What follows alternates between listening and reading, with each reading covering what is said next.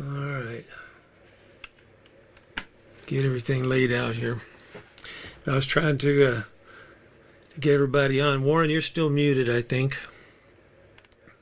Yeah, so I could. I'm back in. All right. And I don't know if David Breeden has checked on. Jeremy is up in West Virginia, so. And I've got David. So that's about it. Well, tonight our topic that I wanted to throw out, maybe get some discussion. If you have some questions about things, you can put a comment on Facebook as well as on YouTube. And so the topic tonight is horizontal trees, horizontal storm trees, something that's blown over and working up horizontally. And so wanted to get some comments and things going on. I've got a few little slides and things to kind of show you here and talk about some issues that come about with storm damaged, wind-thrown trees as well as just thinking through the saw hazards that are there with that. So if we take a look at the planning steps on a horizontal that we talk about at some of the different things, and I know it seems kind of elementary, and really it is, but it is something that you have to think through these steps every cut that you attempt to make. First of all, looking on the site for any hazards that might come about, and then wherever you choose to start, that first cut that you make is, when I cut through it, is it going to move up or down? Is it going to move side to side? Is it going to move backwards or forwards? And then choose what type of a cut to make to be able to control that situation. And that's something that most people look at as being simple. I know I'm going to cut through right here, but the biggest issue when it comes to things under pressure, where you're talking about compression and tension, has to do with movement. And so, according to pressures of limbs or position of a log, how it could roll, all of those things come about. And so we have to make sure that we have a good understanding of those things. And a lot of people have some kind of negative experience when it comes to those types of conditions. But I've got some slides here. Chris Chiles sent in a couple, and these are off of some sites that he had been on. But I don't know. So I still see. Are y'all picking up sound on me now? Yes. Okay, so that message must be old. I see one from David, but he says it's still muted. But I should be up and going now. But I see Chris checked in.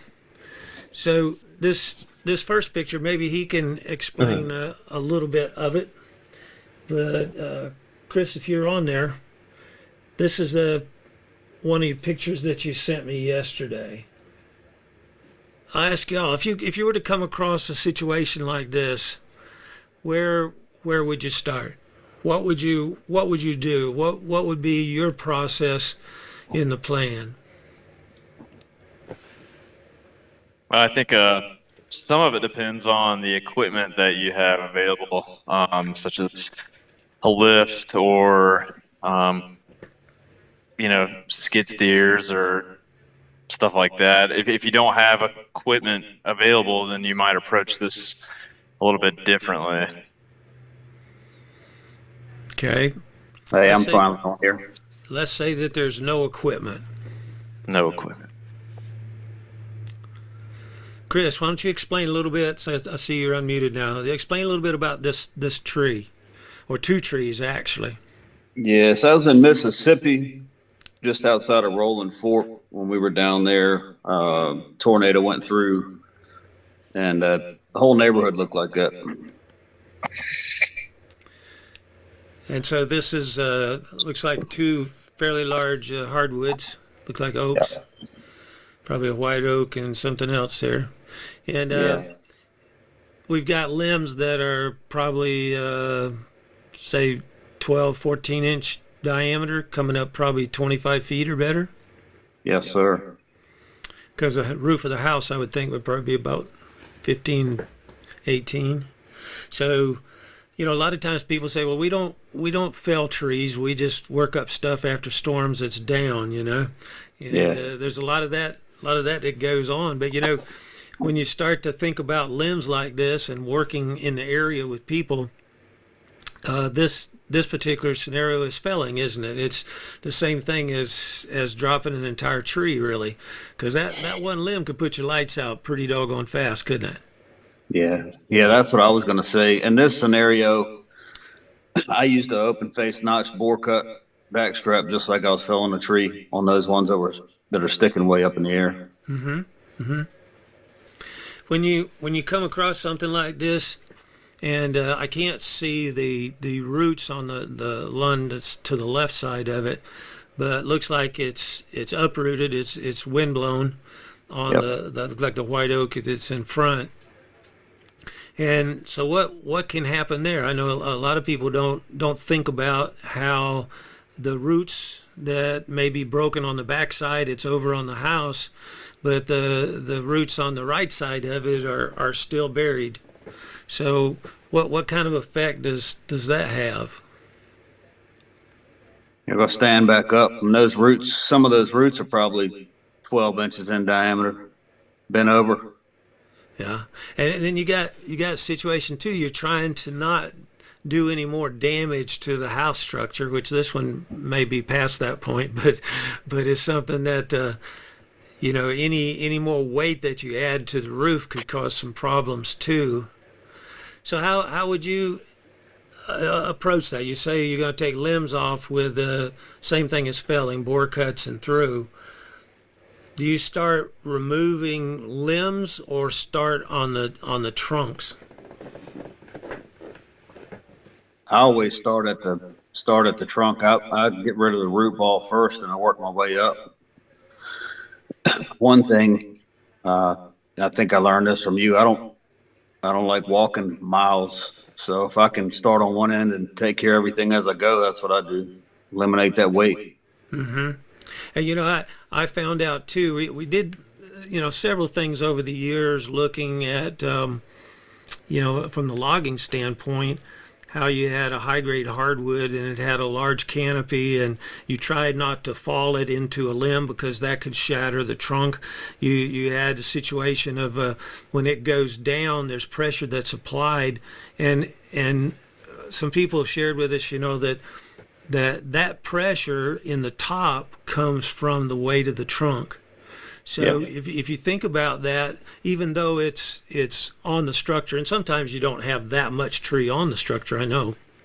So it may be that you try to eliminate some limbs, maybe even with a pole saw or something. If you have a lift, you could do that. But either way, when you start to think about the pressure that's on that canopy, the limbs, is coming from the weight of the trunk. So what we always tried to do is, and we would fell the tree and then start working it up to the crown, is to consider that if we reduce weight in the trunk, we're reducing weight on the limbs and the compression in the top. And that in turn in a situation like this is reducing weight off of the house itself. And so, and again, according to how much structure damage that you could identify as to how you would approach that. But to me, if I've got to remove it either way, and I don't have the equipment to be able to lift it, a crane or something like that, then basically you're going to reduce weight as you go. And just like if it's a trunk that's 20 feet long, I might cut it into movable pieces as it goes up. And I generally always think about starting at the butt and working to the top and taking limbs off as I go. You don't pass any limbs, because when you do that puts you in a possible predicament. And so that's some things to think about. David, how would you look at that? You've worked on quite a number of trees. How would you look at that situation? Where would you start? First thing I do, I'm sorry. You sound good. Okay. First thing I'd look at is I take about 5 minutes and just look around and see for anything that would harm me. I would not cut the trunk first because I would use the root ball. If it has a root ball, I would use the root ball to help stabilize the tree. Because if I cut the trunk, then it may have a tendency to roll as I take limbs down. I would get the easiest limbs first, the ones that are not weight bearing, to take as much weight off the structure and the trunk. Then I would start taking the limbs off the house, the ones that I felt were safe and that did not have any weight bear on them. Once I got down to where I just had weight bearing limbs, then I would maybe go back and cut the trunk to see what it may roll left or right, and then start cutting those weight bearing limbs that are in the ground probably. That one tree on the left looked like it's suspended some. I don't know if that's from the house or from some weight bearing limbs that are in the ground. Of course, they would be my last thing I would cut, would be the weight bearing limbs in the ground.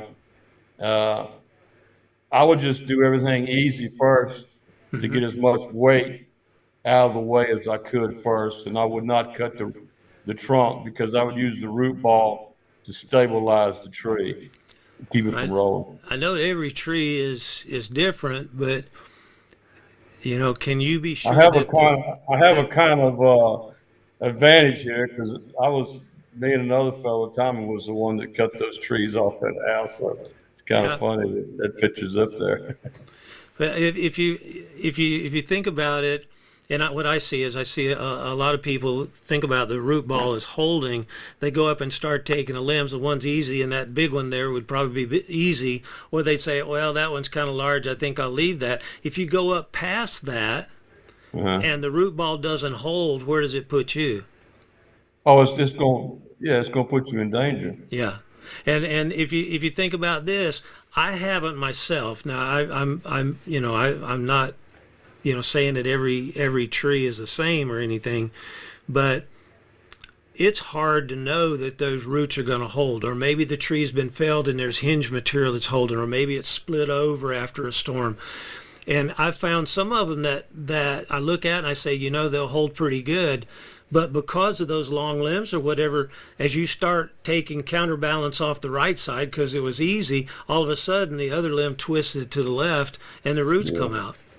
Yeah. Or either I see a lot of times where people start up maybe closer to the house in this case, start working it back, and what happens is the root ball starts to lift it because the roots are strong, as Chris said a few minutes ago. And so at that point, how far can it move left or right as it lifts? Yeah. I don't think I would approach this tree here. You gotta, as you cut a tree like this, you have to cut it in as balance. You don't cut all the limbs off one side.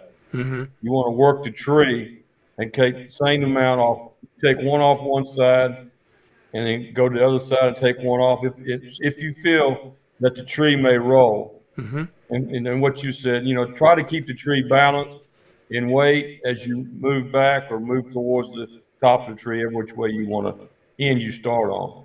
All right. Well, let's take for instance if we look right here and I'm thinking that's a limb coming off of that tree. I'm not quite sure. It might even be a tree on the other side of it, Chris, if you remember. Yeah, that's a limb. All right. So if we say that the root ball on this one's the same as this, it's uprooted, maybe a few small roots that are in the ground. If we were to sever right here, we would have an out, wouldn't we? In other words, if the root ball was loose and we sever here, then we have an out. If the root ball's not loose, we could cut closer to the root ball and still have an out. And that way, you would know whether this is going to turn or not, and where would you be? Out of the way. So if you think about this, as long as we're working from the butt end up, and we could drop this limb probably over to this side, we could go to the other side with it using notches and hinges because that's like a tree. I mean, it's capable. Yeah. We could even put a line in it, a tip line. You know, even if we're going to cut it with a piece of equipment, you still probably need some control if you're going to take it down in pieces. And so then as we would take that limb off and then we come up here to the next limbs, as long as we don't pass a limb, we have an out, don't we? Yeah. Yeah. And so that's a thought process some people had kind of shared with me over the years. And let's look at a different one here. And this is the same tree, Chris, or not? It's on the same property. So they kind of get to looking like the same, don't they? Yeah, that's just old property, old trees, beautiful place, and the whole, all of them look like that. It's the same tree. Is it? Yes, you just can't see the house because of the brush. That's the same tree. Cool. It looks like the same limb here, and that's the root ball. Yeah, that's a white oak. I think a white oak and a post oak. Oh yeah, I see the root ball now. So, if this one is still attached here with a lot of structure on this side, and possibly the other tree as it came down gave some side pressure to it also. If I take and I cut the root ball off here, then more or less I can be out of the way. I don't have to worry about this rolling. All I have to worry about is the limb structures. And That's so true. if we sever here and maybe sever here, that could be taken out of the way with skid steer, no problem. And then you start to look at dropping these limbs. It's just everything can go out to the side and even can be easily cut, because if you get these down, then you can section these and there's no way anything can get back to you. The only exception to that would be a big cedar tree or Douglas fir or something like that, where you've got limbs that are coming backwards. That gets kind of tricky sometimes either way. And also cutting right at the edge of the trunk gives you the ability to reduce a lot of back pressures on the limbs also, because when you start cutting a limb like this, it also has the possibilities of butt rebound, doesn't it? Probably even more than felling, because if this limb right here, if you were to drop it off and it hits this out here, then it could spring back very quickly. So directional felling on these larger limbs is very important to think through. But notches and hinges, again, you can be able to use notches and hinges for the root ball. I can, because you look at this, if this is a root ball and the roots are still strong, I can notch the bottom, overcut, and allow this to hinge back to the ground, and then reduce that hinge off of it.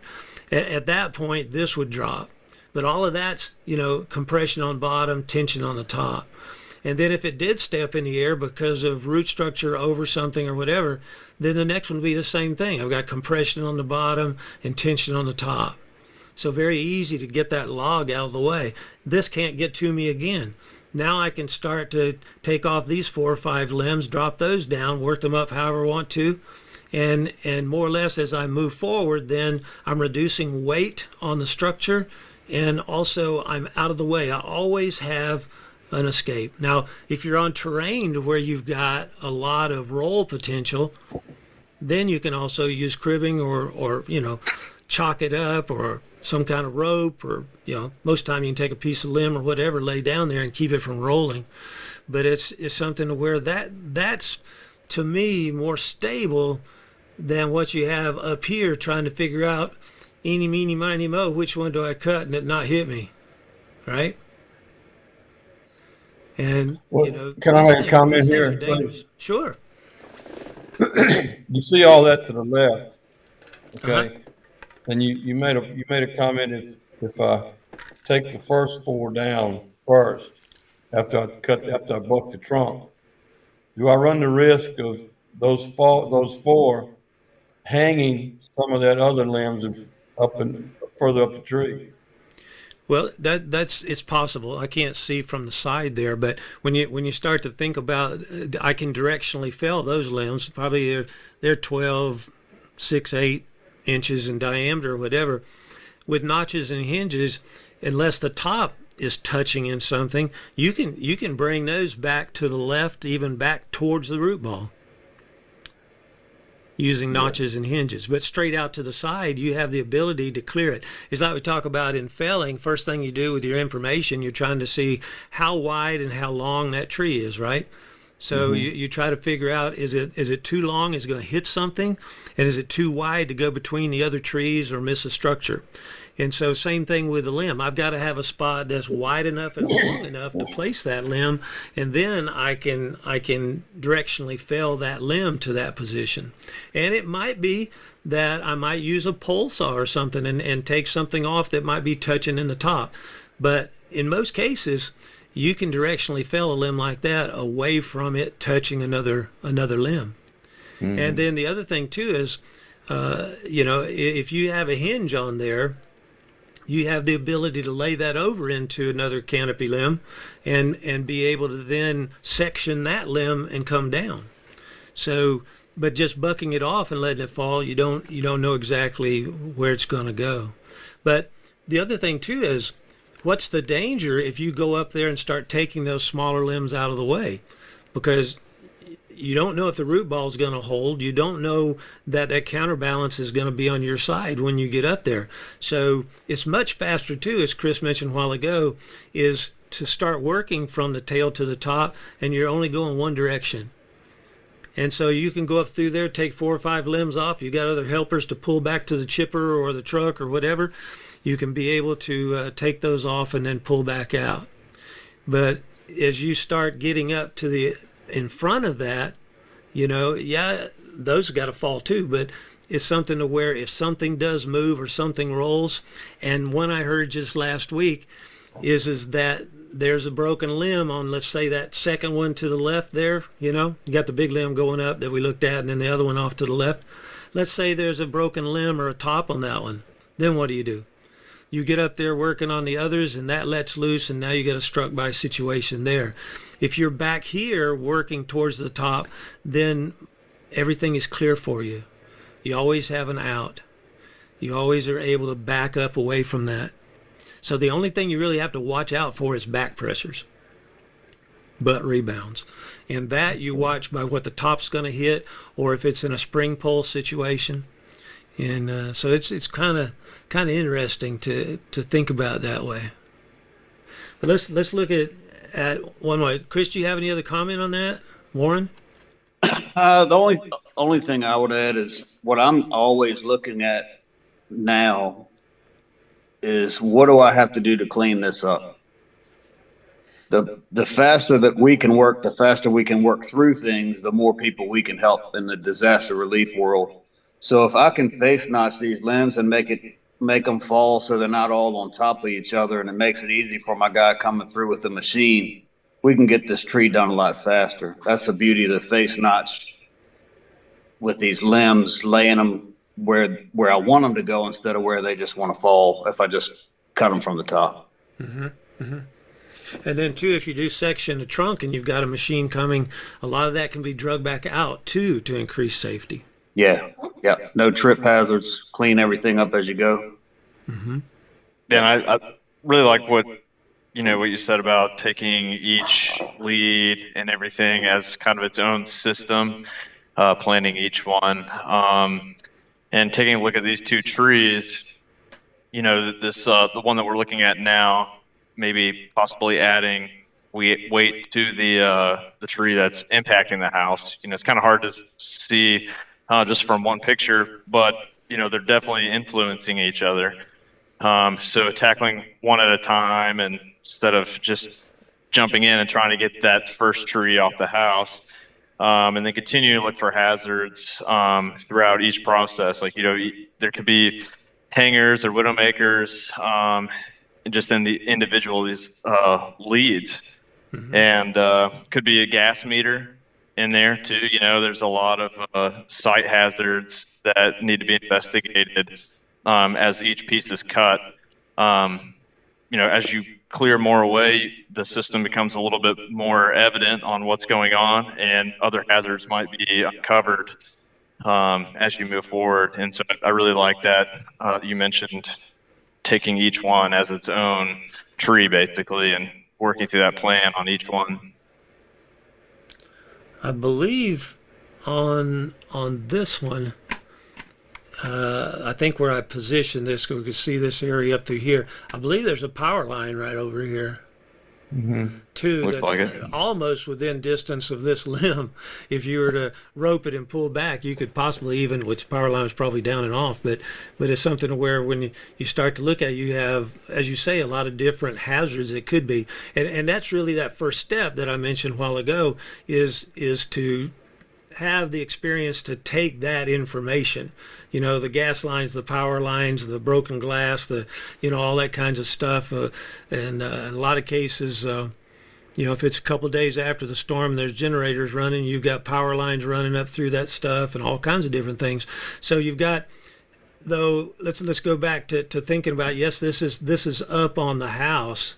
But what's creating pressure on these limbs? In other words, if you reduce weight in the trunks back here, it's going to do what here?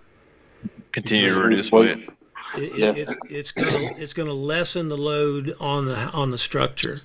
So ideally, if you had a crane or lift or whatever, you get in there and take some of that out.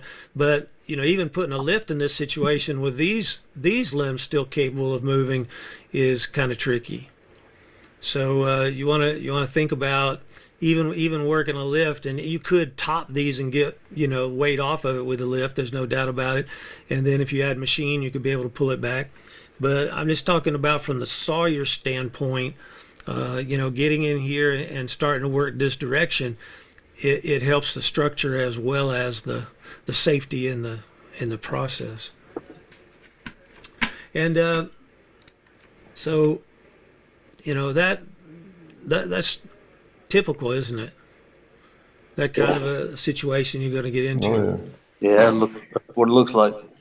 Now this one, I made some comments, got offline this week, and they had equipment, and this was a training program, and looking at different things. But I think this is an excellent situation to look at here. Is that, as you said, David, you go up and start taking the easy tree limbs, but where's the tree? And you'd look at it and you'd say, well, this one's supporting over here, this one's supporting over there. And really in your evaluation to start with and starting your plan, you're going to look at the entire thing.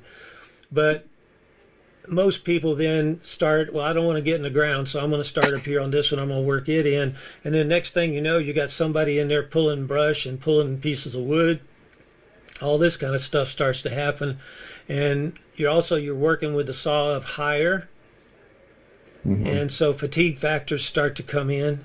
But I see this all the time. And in a lot of cases, people say, well, that's what we use pole saws for.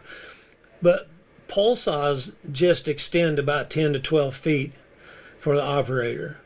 And in some cases, unless you're able to get up there close enough to it, you're increasing fatigue factors with pole saws. But a pole saw doesn't keep a 10-foot rollover from hitting you. So you start to think about, what does this really look like here? So here's another picture of that tree. It's arched, right? You got limbs there, and instead of taking trunk off, and you don't want to cut the trunk there, do you? Because that's too high. That's too high. But In my opinion, I think this tree is more dangerous than the first tree oh, definitely. because it could look like to me. I can't see to the left, but I don't know how much tree is to the left. But it looks like to me, because it's elevated, and it looked like it could roll either way, away from the cutter or to the cutter. So I would have to see the entire tree to really make get an idea of a good plan to take this tree and get it on the ground. Your wish is my command. There you go, bro. Thank you. Yeah, I would definitely cut this trunk first, okay? in this situation because it's not attached to the trunk. Then I would get this trunk off the weight, off, because you could tell that the trunk is putting down pressure on that tree. So I'd cut the trunk first, and it looks like if it's going to roll, it's got a lot more limbs on the left than it does on the right now. So, Yeah, I think they'd already taken a couple of them off on the right, yeah, but you know that trunk, and that's a pretty good sized tree also. yeah. You, I would not let a beginner cut this tree. Mhm. I mean, this would have to be somebody that has some experience. Well, I think that's what this class they were doing was about. But Yeah. it's something though, is that taking even in a class situation, and you start trying to figure out where do I cut this limb, how do I cut that limb. My process and what people have shared with me over the years is if I start back here where that yellow ribbon is and I go up 5 or 6 feet and I start dropping there, I'm not going to cut up above my shoulder. I can notch and hinge that and lower that. Even if it goes the opposite direction, I can take that off. I could have a little stick there beside me. That log is not going to get on my foot or my leg or my ankles or flip at me. I have the opportunity to back away from it. Then I go up and I take another piece, or maybe I decide to go up right before the first limbs, and I start to say, well, the log's pretty heavy, and I think it's going to go down there. Or if I think the top is going to pivot over, that makes it very easy. I can be able to just notch the bottom and overcut and allow it to drop off. I can be out of the way, but I'm not going to, if it's up above my shoulder, I'm not going to do that. So I would move back down the trunk towards the stump and make my getaway a little bit better. And then I would work my way up to the first limbs. Why pass the first limbs? Most people look at it and say, that's going to stabilize, kind of like you think about the roots stabilizing, but you don't know. Because that tree fell down, what's the chances of those limbs being cracked? Oh, a lot. Yeah. So when you start thinking about that, I don't know that it's going to stay there. So the first thing to do is let's start at the first limbs, and I always have an out.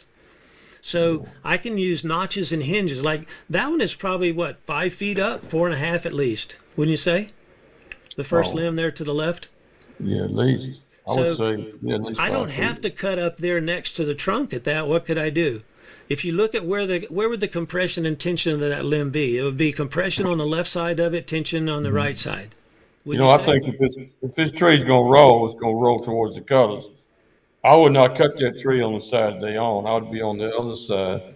Well, And that's if I had a piece of equipment, I'd see if it could roll this tree before I even started cutting. Oh, definitely. I mean, that's what they say. If I had an excavator or a skid steer, Or I'd put roll a this thing tagline from in it and left to roll it right. over, But Yeah. I'm going to tell you, it's not really too dangerous when you start thinking about let's look at this cut right here. All right, we either leave this or we decide to take it off, okay, because of the weight. But then I come here, I don't go up here and start cutting. I don't start cutting where he was doing the other limb. I start here at the first limbs. And so if I look at this, I've got weight coming down here, and if it goes down, where's my compression side? The right side of it or left side of it? Right side. That could be a little bit back or forward too. We can't see that from this angle. Yeah. But I'm going to say my compression side's on this left side. Wouldn't you? I would. So I put a little slide notch here. I just go up a foot or two. I put a little slide notch here and I back cut, and this weight's going to take this down. I could even go up here if it's not over, shoulder height. I could come up here, and how far could it move? Well, it's going to go down about 3 feet, 3 or 4 feet. You're probably gonna cut this limb right there where the arrow's at, and probably that tree's not gonna move. Uh-huh. I don't see that tree moving, cutting that one limb right there. Well, if there's no weight or balance on that limb, all you got to do is whack it off, then, don't you? That's But you right. use a notch in a limb first to see if there's any Okay. pressure and movement. But I try to identify compression and then tension, and then Yes. I would say it's probably going to lower it down some. If not, if I section this off, it could flip over at that point. But either way, I'm out of the way. That's If it true. does lower, I go to the next one. And I just continue on up until I cut that little bitty twig down there on the end, and it'll be way down here when I get to it. Mhm. Same thing with that on the house. is that if I work my way up there, and that one I wouldn't. I might have messed with a few of those over the years, but I would wait on equipment on something like that, not to mess up the structure. But when you start to look at it, if I go up through there and I spend the time and I take the weight off of that up to the house, there's probably just gutter damage if there hasn't already been wall structure damage.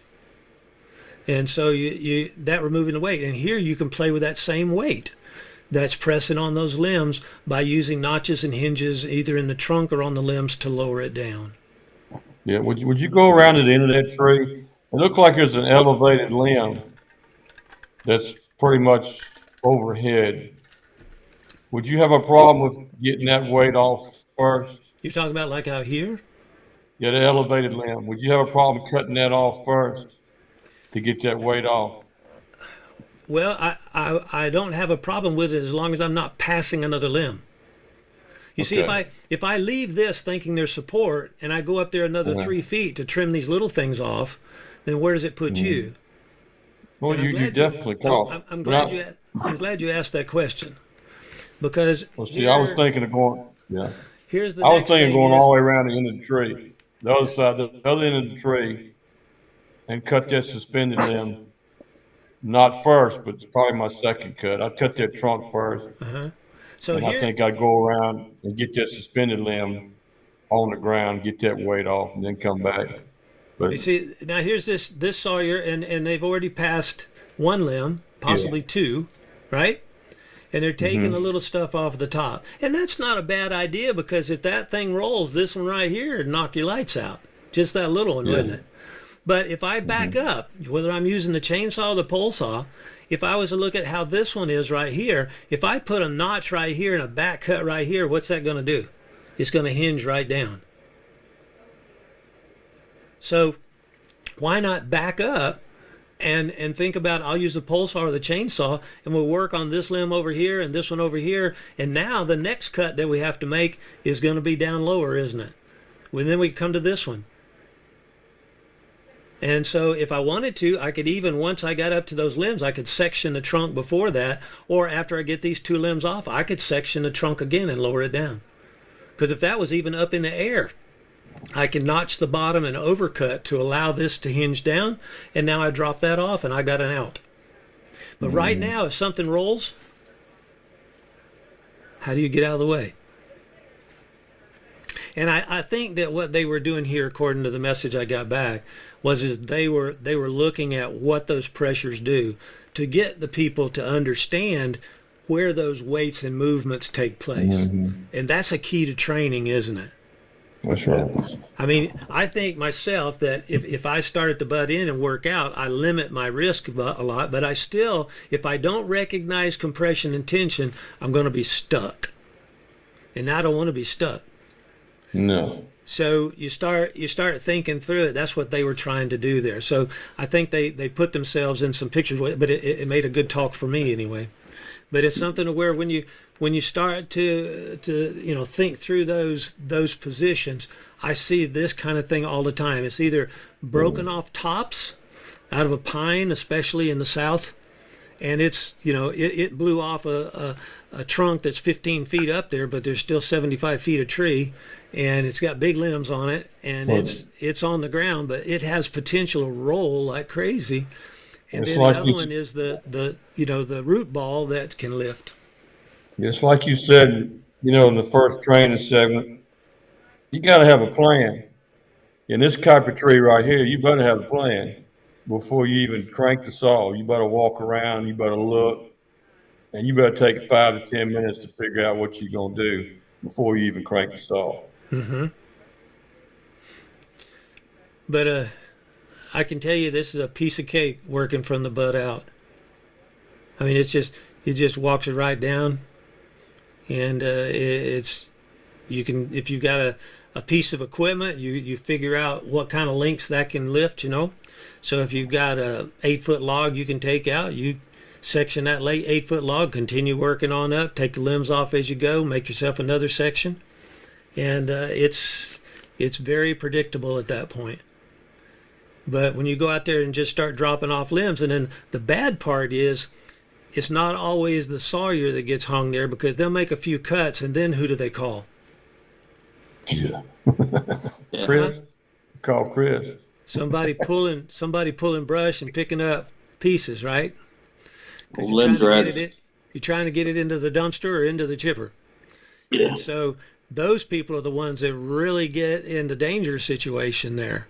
And really, there shouldn't be anybody there close at all until the sawyer gets up to that point. And that's what's cool about starting from the butt too, is that you can go up through there and you can cut rounds, you can stop, take a minute break and let them start rolling them.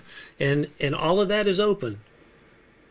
There's no way. If you take that other tree on the house and you start working that up and you drop those limbs in front because they were easy, and David, I'm not picking on you because that's the same way everybody thinks until they've tried it. But it's something where when you go up there and start taking those easy ones up above, what's the next step? That's when your pullers come in. And when your pullers come in and then something can roll, that's when some struck by situations happen. And so always working from that butt. And loggers have been doing it for ages. And I can tell you story after story to where, people trying to get in a rush and they'll drop a couple trees at a time out in the logwoods. And then all of a sudden they start working from the top back on one of them. And next thing you know, there's a limb that's under pressure. Next thing you know, they cut it off close to the trunk and it comes up and whacks them in the face. I can tell you a friend up in Virginia that ended up that way. And he's got a big metal plate in his head and I think part of his cheekbone. So it's something that was just he had dropped two trees, and actually he was a truck driver, came in, was going to help some, so he started limbing them up to finish up the load. He started working back, and one of the limbs was off of the oak underneath something else, and when he cut it, that thing flopped back up and caught him right in the face. If he had been working from the butt end on that one, which he already did, he worked from the butt end on the first one, but then he came back and he was walking back towards the stump to section it up and take the other limbs off the second tree, and that's when it got him. But I hear those stories, all the time. But then another one is in storm situations, especially when you got those crisscross trees next to a house.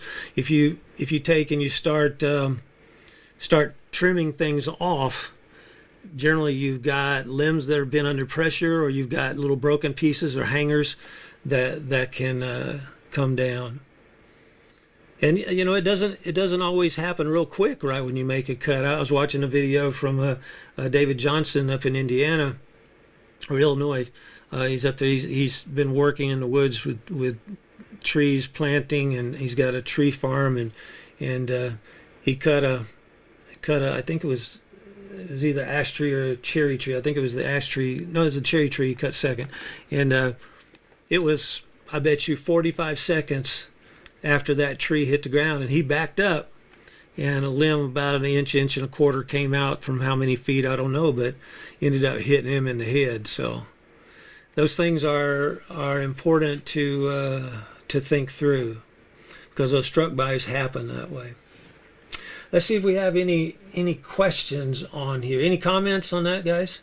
Well, I'd like to point something out just mathematically when you're going through your plan on a situation like this.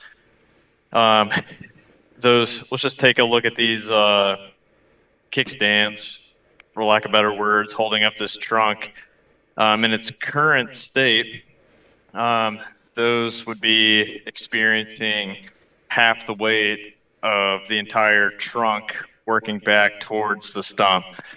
And if you were to cut that stump, or the trunk near the stump, and it remained freestanding, then you would have transferred the entire weight of that stump or that trunk to those leads. And so as long as there's one point of contact with that trunk, it's distributing the weight by nearly half. So it's just something to think through. If you were to cut that trunk and it's freestanding, and then you try to go cut those leads prematurely, those leads are now supporting the entire weight of the trunk, where the ground was supporting nearly half the weight. So what are you saying? It's better to take some of the trunk first? I'm just saying, if you do make a cut on the trunk and that's the plan you go with, and it's freestanding, then you have to know that the leads are now taking the full weight of the trunk. and not the ground absorbing some of that weight. If that makes sense. All right, well, that log is on the ground. Correct. Let's say it weighs 500 pounds. It's putting 500 pounds of pressure on those first two limbs. The other ones aren't touching. Correct. If I go up half of that and I take off 250 pounds of log, then how much pressure is on the limbs, more or less? So say that one more time. If you're taking, I got a log there from the buddy end up to the first limbs. yep. Is 500 pounds. Mm-hmm. And I go up and I say, okay, I'm going to half that. So I'm going to take half of the log length off there. So let's say it's 12 feet. I'm going to take 6 feet. That drops 250 pounds off of the 500 pounds. So did that increase the weight on the two limbs or decrease the weight on the two limbs? It decreased the weight if you take more than, let's say, half the length of the trunk off. Yeah. But if you only take, let's say, a fifth of the trunk off and it becomes freestanding, then you would have added more weight to those leads because it would no longer be in contact with the ground. Yeah, But you would still have a majority of the trunk. But the weight we're taking it off though. But even if you think about now, if I use those limbs and I'm taking weight off to lower the trunk, it's the same weight on the limbs because I'm going to take and I'm going to lower it using those limbs. So there's no added weight to those limbs. But I would take weight off of the trunk before I got to those limbs. Yeah. As long as the trunk, if you're lowering it and you take more than the estimated, let's say, total weight of that trunk to the leads, if you take more than half of that, you would be, releasing a lot of the weight off of those leads. But if it never touches the ground and you only take a little bit off and then it becomes freestanding off those leads, then there would be more pressure on the limb. correct, you'd be transferring. Yeah. But it could So pivot over too and reduce. in the best scenario right there, you want to cut at least halfway up that trunk the first time to avoid what Warren's talking about. Correct, yes. Yeah. Yes. Get that out of there. Skid steer can come in a minute and pick it out of the way. We got a couple questions here. Brian Mead said, what about all the weight when it has to roll once the trunk is cut off? What about all the weight when it has to roll once the trunk is cut off? Well, Brian, to me, and maybe the guys can give their opinion on this, but if I take the trunk off, I really don't care what the top does because I'm out of the way. But it's going to decrease the weight on the trunk, and it's going to decrease the weight on the top. So either way, if I go past that and I start taking limbs off past those two that are on the ground on this particular picture, then I have an issue of a lot of weight could roll and it could move several feet. I mean, that's 4 or 5 feet high. It could move 5 feet to this side to the right or 5 feet to the left, as well as drop 5 feet. But if I think about taking that weight off, I have ability to back out of the way at a 45. And so I'm clear of that situation. I really don't care what happens to the trunk. Even if it comes back, I can be out of the way at a 45. But if I take that log off just before those limbs, the farthest that canopy could come back, unless it's just super loaded against something on the other end, the farthest it could come back is the distance of the limbs, which in this case might be 5-6 feet at the most.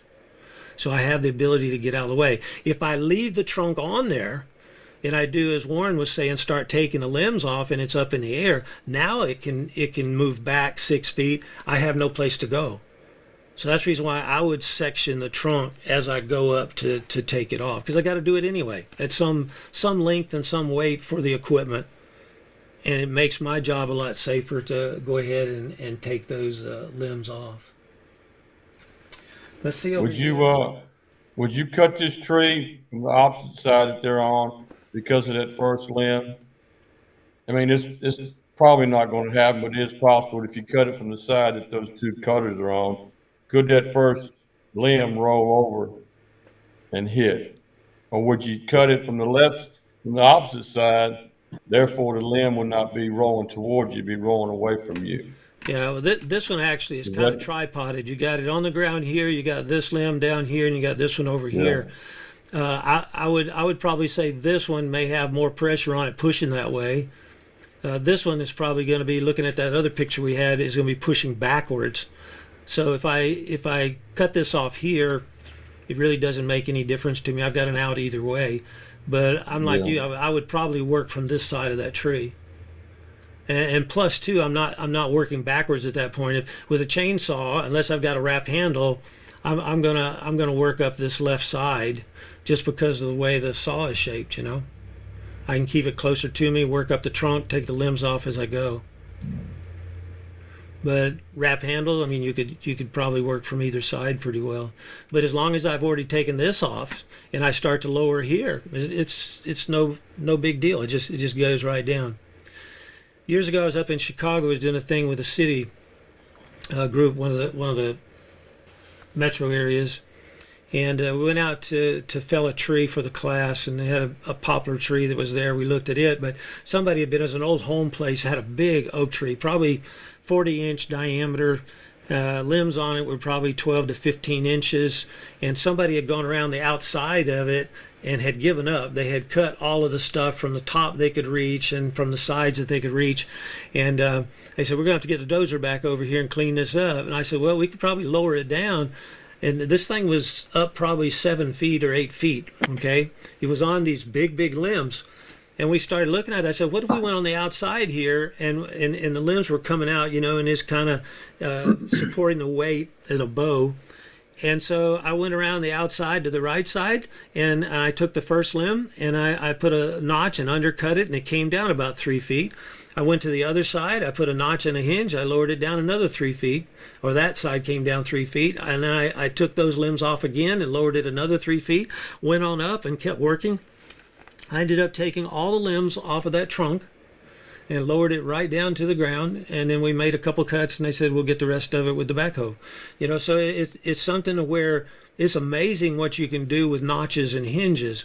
And most people that come across something like this, whether it be with a pole saw, and a pole saw you can use notches and hinges also. Mm-hmm. But whether it be a pole saw or a chainsaw, if I just cut through that, I don't know whether it's going to twist as I start to cut. I don't know whether I've got control there. Chris, you got to head out. I do. Any other comments on this? You kind of summarize what you would do. I'm right there with you. I would come on this left side, and I would start at the trunk, and I'd work my way up. I wouldn't pass any limbs, and pretty easy treat. I think so. Yes, sir. But every tree's different. Yep. So I go back to what David said. We need to have a good plan before we start it, and that's really the ticket. Is thinking about the possibilities. But what I found is there's very few people, and Soren's the one that got me started on this, because we were teaching delimbing and bucking of high quality hardwoods and pines, and so you start thinking about that process. I fell the tree. I try to get as low a stump as possible. It's up on limbs as you go out there, and you start figuring it out. And there's limb locks you can use, there's offset cuts you can use, there's notches and hinges you can use, and it's amazing how you can just walk up through there and be able to control that and be completely safe at all times, even on steep terrains. I mean, you get into steep terrains and things, and placement of the tree first can help, and then after that, thinking through how you can chalk stuff up or be able to manage the pieces that way. And always have a clear. Always. Yeah, that's the key. Go home. Yeah. Thank you, Chris. Yes, sir. You Y'all have a good trip. evening. You Bye, go to North Chris. Carolina, I hear. Yeah. All right. Chainsaw training. Very good, sir. Thank Yes, you. sir. Yes, sir. Warren, any other thoughts on it? No, I think those are great. And the only reason why I mentioned the if the base or the trunk became freestanding, just if somebody was to plan this tree and they ran into that issue, to be just wary that that would become a hazard at that point, with the amount of weight those leads would be experiencing. And so I agree 100% with what you guys are saying. Working from the base to the top and lower it as you go, especially when you get to those leads. And I kind of like what you said. maybe it's necessary to lower it some on one side, and if you can access a lead and still have a good escape path, um, work it down on the other side and gradually bring it down and reduce the chance of rollover. And if you're close, in other words, if it's lower to the ground than this one, is thinking about notches and hinges right at the trunk. And that's the place you can see the movement the quickest. When you go out the limb, you can have quite a lot of movement on smaller limbs, especially. They'll come back and flap you, And you start thinking about offset cuts can be used close to the trunk. And one that it's an offset we called a limb lock. And in that, you would cut in parallel to the trunk, come out about a half an inch, cut in, and you've got a vertical passing of those fibers. It creates a little Z shape that locks it into that cut because the fibers are going out of the limb at an angle. And that can keep it there to where if it does roll on the ground, it gives you some support there, but if it rolls, it's disconnected. And so there's some different cuts that you can use on that. But I tell you, when you really start to think through it, going from the butt, and I have had situations to where some of the root balls, like David you said, are to stabilize, but there you can really see what it is, because if you can't see it, I've had so many of them that all of a sudden you take one of those larger limbs off and the whole thing rolls. So it's important to think through, disconnect those, because so many times too, like if this one was still connected, it was going to stand back up. If I go up there to the limbs, let's say, and I cut the trunk off, that trunk goes all the way back up. Is it necessarily going to go straight, or can it sideswipe me as it goes? I don't know. So that's the reason why we always try to take it off to begin with, let that stump go back to where it lived before, and then we can work the trunk up. And that in storm cleanup on power lines and that kind of stuff, working with linemen and all, that's a key factor. So kind of interesting. Well, gentlemen, I appreciate you dropping by tonight. Thank you for sitting in on it. I don't mean to sound too adamant about those things, but what I suggest with everybody is, first of all, those 5 steps we talked about, looking around for any hazards, making sure up and down, side to side, back and forward is calculated as you start to make a cut, and that movement of the tree or limb as it starts to cut. Every cut that you make, you've got to have that plan in your head, because if not, that unplanned event can happen. And plus, it's dangerous enough for the sawyer, but keep people away from it until you've got things lowered and stabilized. That's right. Because so many times in cleanup operations, that's when helpers get hurt. And so be cautious of that.